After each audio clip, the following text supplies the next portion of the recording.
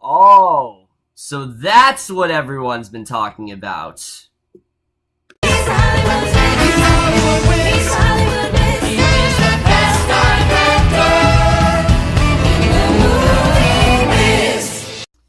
Hey guys, it's Kevin on the Mood for Guys, and this is going to be for a very long overdue movie review. I know that this is a movie that I wanted to review way back when this movie first came out, but unfortunately, I just never was able to see this in theaters, and I'm going to get into that. But that movie, regardless, is a film that I've wanted to see for so long, I've been so fascinated by, and that is Get Out. This is a movie that I have, ever since I saw the trailer, I've been very interested in seeing how this really was going to go. I mean, it's a very risky film. It's a film that could have been very preachy, and I really didn't know how it was going to turn out. Once it started getting rave reviews, I really wanted to see it immediately, but I quickly learned that I was not going to be able to see it in theaters, so I wanted to wait till I was able to, actually see it in decent quality. I didn't want to have to watch this movie in cam quality. It just didn't seem like a good movie to do that with. So unfortunately, I did wait till now. I blind bought the film on Blu-ray, and yes, it was a risky move because who knows if I was really gonna like it. But I have to say, after watching Get Out, I do not at all regret buying this movie on Blu-ray because this movie is one of the best movies I've seen so far this year. I really love Get Out. I think it's a wholly original concept that really could have been something very different than what it was, but in general is completely different than what you think it's really going to be, and I'll talk about that. But let's get to the plot of Get Out, which the plot to this movie I really do love, definitely. Basically, we focus on this interracial couple, Chris and Rose, and they have now been dating for about 5 years now, and they're at a point where Chris is getting to meet Rose's parents, and he's obviously very concerned because he's worried that Rose's parents, she's never had a black boyfriend before, and he's worried that they're gonna think, that they're racist and things like that, and she assures him that that's not the case, and when they go to her house, all seems okay until Chris starts to notice some very strange happenings going on, and quickly he starts to realize that there's a lot more going on in this family than he thinks, and that's all I'm going to say about Get Out. But let's just get in this movie, starting off with the cast. So when it comes to this movie, like I said, I really was not sure how this was going to turn out. I didn't know if it was going to be overly preachy or whatever. We'll get to that when we get to the directing. But the acting is one of the best things about this movie. It really does actually help this film in pretty much every way. Let's talk about our main star here, Daniel Kaluuya, who I swear I've seen this guy before. It's actually not. This is one of his first movies because he actually is from the UK. This is one of his first American roles, and you might not have heard the name Daniel Kaluuya before this movie, but you absolutely will after this film. He absolutely kills it in this movie. I really did love the character of Chris. Chris is a character who, he seems very normal, but there's actually a lot going on with him internally, and there's a lot of stuff that, he's got a lot of personal demons and a lot of stuff that he is kind of grappling with. The fact that he is black and the fact that he's trying to, he's hoping that he is going to be very welcome into this family. And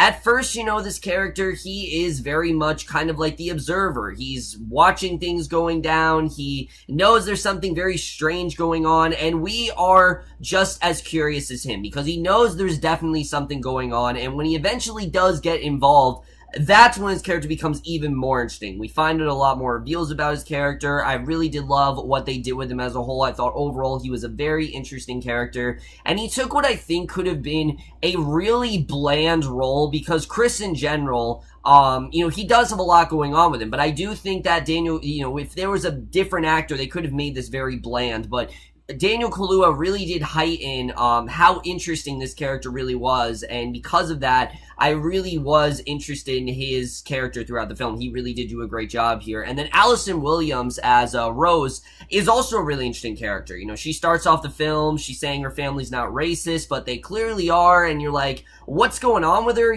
There's definitely something weird going on with her, definitely, and the chemistry between Daniel Kaluuya and Alison Williams is fantastic. You really do believe that this is a real couple, like they've been dating for a very long time. I thought they handled all of that very well. I really got the sense that these two have been together, for 5 years, and I really did like their overall relationship. But Rose in general, there's definitely something very strange going on with her, but she definitely did do a very good job, especially, particularly in the last act of the film. She was incredible. I really did love what she had to do here, and I thought definitely both of them were quite great in this movie. And then the parents as well, Bradley Whitford and Catherine Keener, they played these roles a little bit differently than I expect them to, because someone could easily watch this trailer and be like, oh, they're just demonizing white people and saying that, oh, all people that are racist are bad, but that's not exactly the case. In fact, the way that Dean and Missy play up the whole racist idea is not the way that you'd really think. They don't make slurs or anything like that.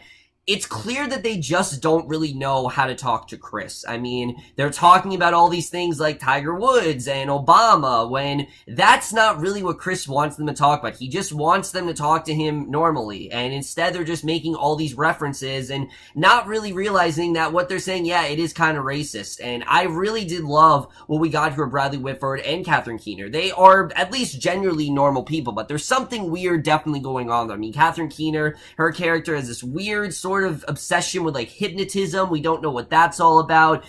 Dean, there's clearly a lot going on with him. I really did enjoy both their characters. They both did a really good job here, and they, again, were both really interesting, and they could have come across as these really vile people, but the movie does a really good job in kind of humanizing them and kind of seeing where they're coming from and really understanding that to them, they don't really know how to present themselves. And I actually really did love what they did with their characters. Thought overall they were definitely both very well represented, and once the movie goes on, you start to realize more and more what's going on with them, but I actually really did love what they did with their characters. Thought they were both very well handled, and I definitely did love where the movie took them as the film progressed.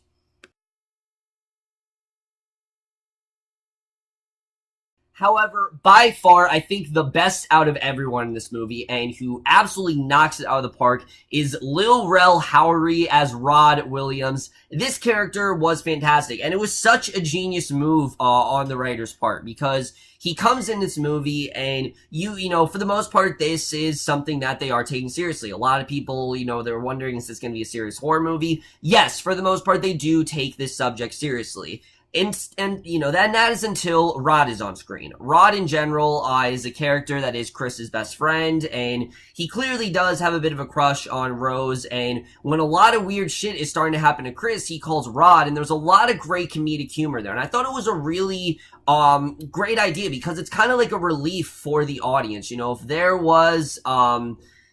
If they had made the entire movie, serious, I think it could have worked, but I think adding Rod's humor in there really did elevate the film to a whole. I think Jorden Peele in general, we know this is something that he's used to, and I thought the humor in general really did work very well. I really did love what Rod did here, and he has some fantastic comedy. I mean, pretty much anything that this character said, I was just laughing on the floor hysterically. He was fantastic in this movie. Again, you are definitely going to hear about this actor again. He really did knock it out of the park. And like I said, pretty much every scene that he's in, he really does steal. And especially, there's this one scene where he's talking to the cops, especially, and he's trying to explain them what's going on, and it's absolutely hilarious. I really did love his character. I thought he really did a fantastic job here, and like I said, he really does steal pretty much every scene he's in. He was absolutely fantastic. And then the other characters of this movie, there are these two really mysterious characters. One is Georgina, played very sadistically by Betty Gabriel, and Walter, played by Marcus Henderson. There's also Logan, played by Lakeith Stanfield, and throughout the whole movie, I mean, you're so intrigued by these three characters. You don't really know what's going on with them, why they're acting the way they are, why they're so shady and things like that. Why are they saying these things? I mean, they're not talking like normal people. They're talking like they're like in the 18th century or something. It's very strange. You can clearly tell that there's something that the family is hiding, and I thought they as well did a really great job. Particularly Betty Gabriel just really creeped me out as Georgina. I mean, I was really freaked out by this character. There's one scene that you did see in the trailer that is in the film, and it's absolutely terrifying. I think she definitely did a really great job with really creeping us out, but also really, getting us intrigued in this story. We find out in the movie that she's kind of like the maid there, and you're like, well, the family's not racist, why they have a black maid? There's clearly more going on than you think, and I really did love where they took that character throughout the film. She was definitely very sadistic and just really knocked it out of the park, and again, really did a great job in creeping us out throughout the film. In terms of flaws, though, there actually is one problem I have with the acting. There's a character that comes into the movie, played by Caleb Landry Jones. His name is Jeremy, and while I didn't think his character was bad, he just felt very out of place with the rest of this film. For the most part, yes, this movie does have a lot of comedy, but it handles its subject in a pretty realistic manner, and it's quite grounded. And Jeremy comes into the movie, and he's just saying all this weird shit. He's, like, threatening Chris. They're talking about, like, sports and stuff, and his scenes in the movie, I just felt like he didn't really have a place here. Like, it just felt like they wrote this character in, just for plot reasons, and unfortunately there's not really any interesting direction his character goes in. I really found to be quite out of place in this movie, and I just don't think he needed to be here. I mean, he doesn't really add much to the film for me, except for the fact that he's just kind of, he feels like this outworldly element. Like, other things in the movie feel quite grounded and realistic, and they handle this topic quite well. And then you got Jeremy coming in, and he's just being, like, really weird and vile, and he's saying all these kind of, like, strange things, and I just didn't really feel like his character really did have a place in this movie, unfortunately. I really wanted to like his character, but I just couldn't get into what they were doing with him, or the sort of rivalry he has with Chris. I just thought it was really dumb overall, and it definitely did take me out of the film. Everyone else, I think, overall did a really good job, but his character in general, I really did feel did not have a place throughout this movie. So now let's get to the directing and the writing, which I have to say, the directing here by Jorden Peele is definitely one of the film's strengths. The choice for him to direct this movie was definitely a smart choice on the writer's part, or, whoever decided to have Jorden Peele do this. This was kind of a passion project for Jorden Peele. Like, he's talked about this before. This is a very personal type story for him, and the way he directs this movie, again, it's very different from the way that you think he did, because, again, he could have made this movie very preachy and very much kind of like, like an exploitation kind of film, or sort of like a cautionary tale, but he actually doesn't do that. What he sets out to do in this movie is show that, yes, racism is obviously, still out there, but it's not necessarily in the way that we think. It's more about people who don't know how to talk to someone that's not like them. And I didn't just see it as necessarily racism. I saw it more as someone who is out of their element, which, take Chris, for example. Chris is very much out of Rose's family's element. They're not used to talking to someone like this. They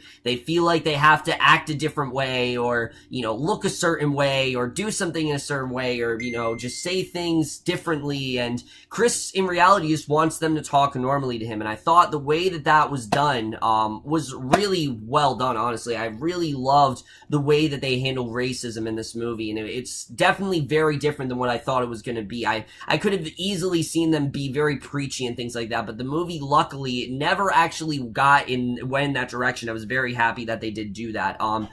In terms of directing, though, the movie is genuinely scary. I will definitely say there were some very unnerving, suspenseful moments where I didn't really know where the movie was going to go. I was quite surprised. From the trailer, you think you know where it's going to go. I honestly didn't know where we were going to go, especially once we get introduced to, like, the hypnotist stuff and things like that. I really had no idea where we were going to go with this film, and I really did love the unpredictable nature that this film did eventually present. I thought that was definitely very well handled, but the comedy as well was also blended in seamlessly. I mean, you would think that it feels out of place in this movie, but no, it makes perfect sense to have comedy there. You got all this scary shit going on. We kind of need a break from it. They'll cut to, Rod, and again, he could have easily kind of been like a Jeremy character where he doesn't need to be in this movie, but he actually does add a lot of humor to it, and it really does keep us, it keeps us in, like, it keeps us into the story. It doesn't try to obviously it is, like I said,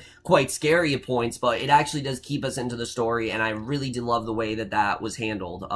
And like I said, the way the movie goes about the screenplay, which let's just get into the screenplay, I was overall really impressed by. The story in general, again, it's really well done, especially the way the details start to come together in this movie. When Chris starts to realize more of what's going on, I was genuinely shocked. There's one twist in this movie involving Alison Williams, and I was absolutely shocked with the direction the movie really did take. And I'm going to talk about when we get into spoilers, because I definitely do want to talk about spoilers in this movie. I will admit, the twist at first in this movie, I wasn't exactly on board with. Like, I didn't really think, I'm like, that's just a random idea. Why did they do something like that? But then really thinking about it, it kind of all made sense to me as to why they actually went in this direction and to why they decided to, take the movie where they did. I actually thought it was honestly a genius twist, and it made a lot of sense why they decided to go where they did. Like I said, at first I was kind of like, I don't really know why they did that, but then thinking about it, like, yeah, that actually makes a lot of sense, and I'm going to talk about that when we get to spoilers, but I thought that the way that they handled the twist in the movie was actually really well done. It's not at all what you think. I'll definitely say that. It might be close to what you think, but it's slightly different from the way you think it's gonna happen. I thought there was definitely something that was really well handled. The cinematography here is outstanding. I mean, there are just some amazing shots, particularly the beginning of the movie, the way they, like, pan out. There's so many shots where they're, like, panning out or you're seeing something. I mean, there are just some incredible shots throughout this film, and that's something that, again, Jorden Peele, you could tell, was very astute with. He really wanted to have fantastic cinematography, and the cinematographer here, Toby Oliver, really did a fantastic job of showcasing that. I was really into the cinematography, and there's a lot of great stuff with that. And a lot of people have said this before, this really does in many ways feel like a classic horror film. I mean, really it does. And Jorden Peele wanted to do that. He set out to borrow from Rosemary's Baby and The Stepford Wives and Night of the Living Dead. He really did want to make this sort of like a classic horror film. And I really did love that sense. I definitely did get the sense that, I think this is going to become a classic. I definitely will say. I think this is definitely going to become a classic further down the road. If it hasn't already, I think that's definitely going to happen. But I think that his idea to do that was definitely very smart, and I really love the way that was done. And then the score here. The score was fantastic. It was so unnerving. It was so suspenseful. I was on the edge of my seats when the score played. I love the score throughout the film. And then the editing. I thought the editing, again, was really well done. There were a few scenes that I did think dragged on just a bit too long. It took me a little while to actually get into the film, but once we did get to her parents, I mean, I was immediately into it. I loved where it went after that. There's a brief period in the second half where we meet some other characters, and I just didn't, I wouldn't say it was boring, but it did drag on just a little bit, like, in the second half, but the third act really picked things up, and I never really felt the length. The movie really did fly by for me. I was into it pretty much the whole time, and that's something that definitely really does help, is that, and it's one of those movies where the second that I saw it, I really did want to see it again, and that's when you really do have a great movie on your hands. So I was definitely very impressed with that.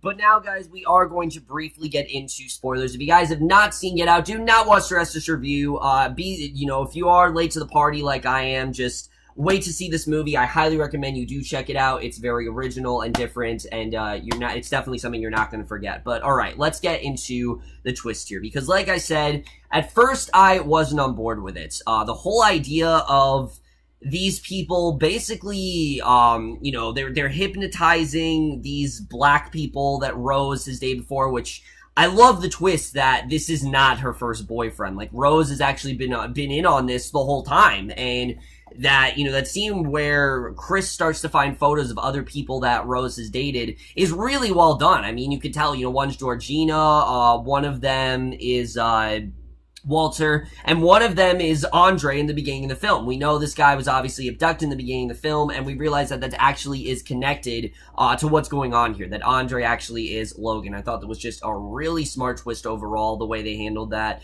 And I didn't at all expect for Alison Williams to be anything more than just the naive girl. I expected them to do that, but I'm glad that they didn't do that. I'm glad they actually took her in a more sadistic direction. It actually really did heighten the tension throughout the film, and I really did love that. What I thought was going to happen, though, is that they were taking these, basically that they wanted to just, the grandparents or whatever, they were upset, so they wanted to brainwash them so they would become white and they wouldn't act this way anymore and things like that. What they actually did made a lot more sense. Actually, it turns out that they're actually celebrating them, and they want to they're brainwashing them to be replaced with the brains of they're basically doing it to be replaced with the brains and the bodies of like white people. They're gonna basically put their souls into these black bodies because they feel like they're more powerful and that they'll be more respected and things like that, which I thought was honestly a really smart twist. And again, it really goes this idea of racism, that black people don't want to be treated like they're better than everyone else. They just want to be treated like normal people. And you really do see that with Chris throughout this film. He even says, why black people? This guy's like, I don't fucking know. You guys are just good at athletics or whatever. They clearly, are not demonizing them, which I thought was really smart. They're actually praising them, which is just as bad as demonizing. I thought, again, that was definitely very smart, the way that was played up. And another thing I really do want to talk about that a lot of people haven't said, the scene with Georgina, where Chris actually does get to kill her, basically, because she was in the car crash. Well, who else was in a car crash? We find out his mother, of course, was in fact in a car crash when he was younger. And it seemed so, random. Like, why is he talking about his mother? What does this really have to do with anything? And the fact that Georgina died in that car crash finally kind of gave him that closure with his mother. At least that's kind of how I saw it. And I thought that was definitely really well done, the way they played things up. In the ending, I love that he couldn't kill Rose. Like, even though he knew Rose did all this stuff, he just couldn't kill her because he genuinely did love her. And he's not just going to throw 5 years of his life away and, spend all his life in a state penitentiary. I thought it was smart that he actually didn't kill her there. And that Rod actually does kind of save the day. He is the hero at the end of this. I thought that was definitely very smart, the way that was done. And I really don't think they could have ended the film better than they did. So again, it was a very different way of looking at racism, but I thought they honestly handled it really well and really differently than what I thought it was going to be. And I was very impressed with the way Jordan Peele actually did tackle this subject. So overall, guys, Get Out is a phenomenal movie. I really did love this movie overall. It's very different than what you think it's going to be. It's a very well-done thriller, but also has some fantastic comedy in there. It also has some great social commentary on the idea of racism and what it really means to be black in 2016. I think it's, 2017. I think it really does represent that very well.